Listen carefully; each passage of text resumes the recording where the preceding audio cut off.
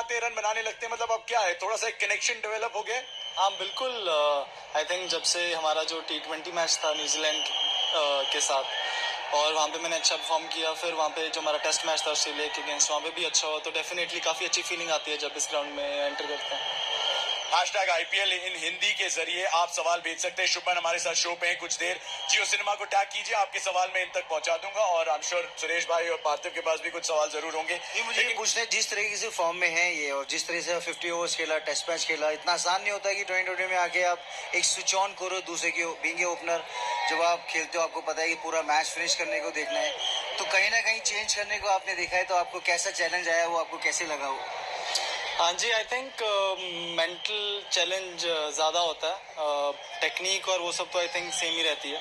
Mentally आप कितना जल्दी स्विच ऑन और स्विच ऑफ करते हो वो काफ़ी इंपॉर्टेंट रहता है, और उसमें आई थिंक आशु भाई और हमारे जितना भी सपोर्ट स्टाफ और कैप्टन है वो काफ़ी हेल्प करते हैं अपना रोल बताने के लिए कि तुम्हारा ये रोल है, तो आपको जितनी ज़्यादा क्लैरिटी होगी आपको उतना अच्छे से सोच सकते हो। तो आई थिंक वो सब चीज़ें मद्देनजर रखते हुए मेंटली स्विच ऑन बहुत अच्छे लग रहे हो, और बहुत माइंड सेट ऐसा लग रहा है कि you are looking to finish the game, और जो टाइम लेके खेल रहे हो, बॉल आ रहा है, जो शॉट आर्म जैब आपने किया, जो फ्री हिट पे छक्का मारा, तो आप वो बॉल डलाना चाह रहे हो जहां पर आपको मारना है, तो I think it's a great sign.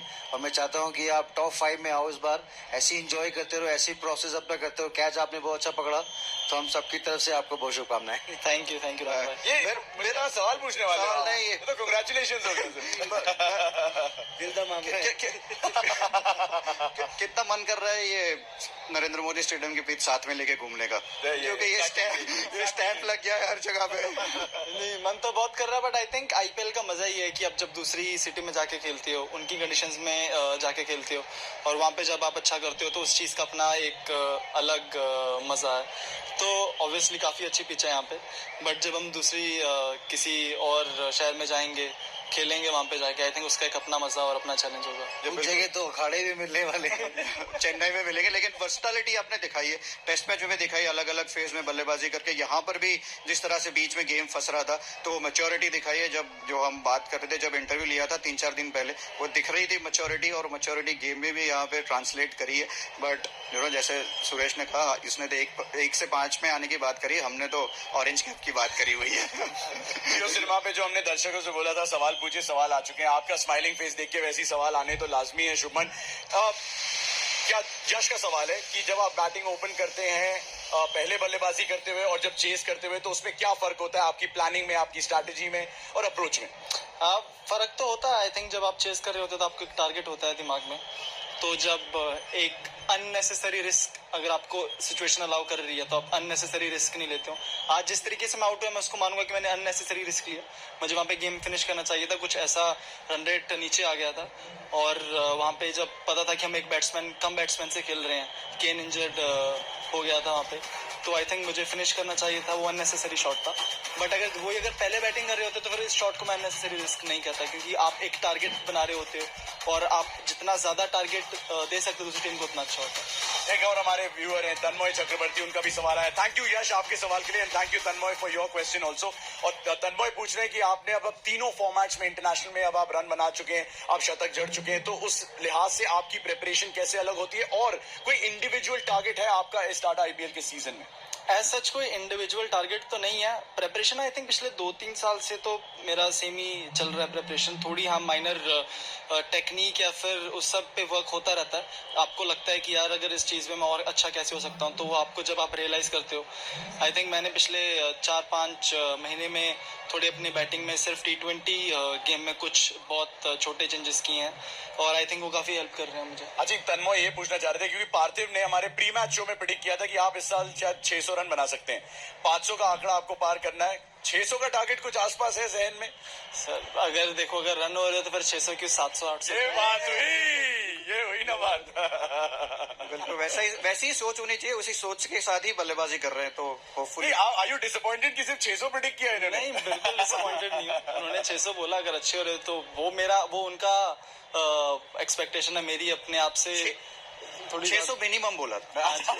बहुत शरारती। अच्छी बात है रे, जब आप बैक टू बैक आईपीएल जीते, ऑलरेडी लास्ट ईयर लोग चैंपियन, जो डिफेंड होता है ना टाइटल, उसका फील अलग होता है। जो टॉप 4 बैट्समैन है उसमें इसके 700 आ गए, नीचे वाले 400 बना देंगे, तो वो डिफेंड टाइटल जब करेंगे तो इसके कैरियर के लिए, प्लस इसके जो मजबूती आएगी ना, मुझे लगता है कि वो इसके लिए बहुत अच्छा होगा। वर्ल्ड कप आ रहा है, अच्छी फॉर्म में है खुद, ऊपर वाला चाहे स्कोर चीजों से नवाजे, लेकिन जो ये अभी माइंडसेट में है ना, मैं चाहता हूँ कि 8-10 साल ऐसे माइंडसेट में रहे, क्योंकि ये अभी सुपरस्टार होने वाला है।